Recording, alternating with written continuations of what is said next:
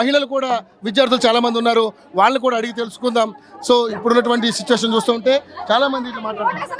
నువ్వు వచ్చింది, నువ్వు ఓటు వేసినప్పుడు మేము మా ఓటుకు నువ్వు అడగడానికి నువ్వు వచ్చినప్పుడు ఇప్పుడు బాధ కూడా నువ్వు వినాలి. వినకుండా నువ్వు పోలీసులు పెట్టి అరెస్ట్ చేయడం ఎంతవరకు కరెక్ట్? ఎవరు అడగటం లేదా మిమ్మల్ని? నువ్వు ఓట్లకైతే వస్తావు కదా, ఇంటింటికి వచ్చి తిరుగుతావు. మేము కూడా మా బాధ చెప్పడం నీ దగ్గరకు వచ్చినప్పుడు నువ్వు వినాలి. వినకపోతే మా బాధ జస్ట్ నువ్వు చూసావు కదా, చూసావన్నా వచ్చినావు. ఇప్పుడు వచ్చిన వారికి నువ్వు అన్యాయంగా అరెస్ట్ ఎట్లా చేపిస్తావు? ఏ ఉద్దేశంతో చేపిస్తున్నావు? మాకు 45 డేస్, మినిమం 45 డేస్ కూడా ఇవ్వలేదు. 45 డేస్ ఉండి ఇవ్వాలి కదా. ఎన్సీఆర్టీ రూల్స్ ప్రకారం ప్రతి నోటిఫికేషన్ కి ఇంకొక నోటిఫికేషన్ కి 45 డేస్ ఉండాలి. ఆ 45 డేస్ కూడా లేదు. సో మీరు ఇన్ని సంవత్సరాలుగా మీరు పోరాటం చేస్తున్నారు. గత 10 ఏళ్లలో టీఆర్ఎస్ ప్రభుత్వం చూశారు, ఇప్పుడు కాంగ్రెస్ ప్రభుత్వం చూస్తున్నారు. మీ విద్యార్థులకి సరైన భవిష్యత్తు లేకుండా పోతుంది. సో ఏంటి ఫర్దర్ ఏం చేద్దాం అనుకుంటున్నారు?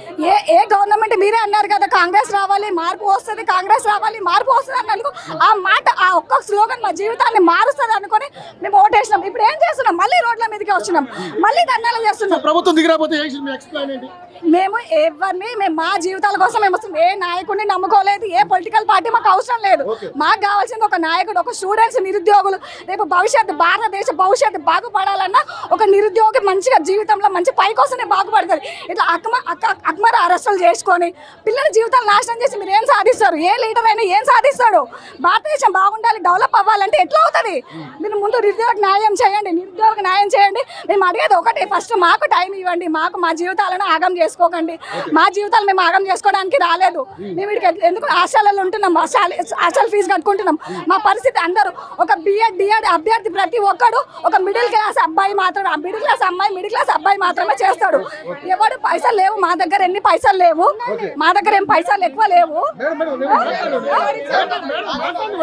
ఇప్పుడు చూడండి స్వేచ్ఛ లేకుండా పోతుంది. స్వేచ్ఛ లేదు. అట్లీస్ట్ మాకు భావ ప్రకటన లేదా? ఆర్టికల్ 40 తెలుసు కదా అందరికి, ఆర్టికల్ 14 ఉంది. ఇప్పుడు మేము మాట్లాడుతుంటే మా బాధ చెప్పించుకోకుండా ఇట్లా తీసుకెళ్ళడం ఎంతవరకు కరెక్ట్?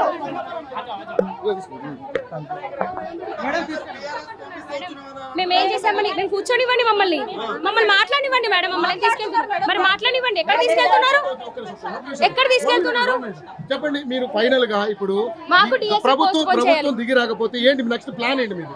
మాకు ప్లాన్ అలాంటివి ఏం లేదండి. మేము ఈ రోజు ఒకటే కోరుకుంటున్నాం, మమ్మల్ని మాకు పోస్ట్ పోన్ చేయండి, సరిపోతుంది మాకు అంతే. ఓకే. సో మొత్తానికైతే విద్యార్థి లోకం మొత్తం కూడా చూస్తుంటే మొత్తం కూడా అరెస్టులు పర్వం నడుస్తూ ఉంది.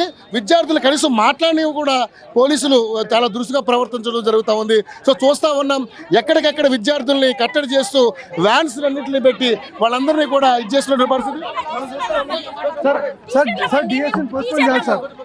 మేము హంతకులం కాదు, టీచర్లు. మా ఉద్యోగాల కోసం మేము పోరాడుతున్నాం. మేమేమన్నా శాంతియుతంగా పోరాటం చేస్తున్నాం. మమ్మల్ని దారుణంగా, అంత దారుణంగా, కనీసం ఏం కనికరం లేకుండా గవర్నమెంట్ మమ్మల్ని అరెస్ట్ చేస్తుంది. ఇది ఎంతవరకు కరెక్ట్ అని అడుగుతున్నాం.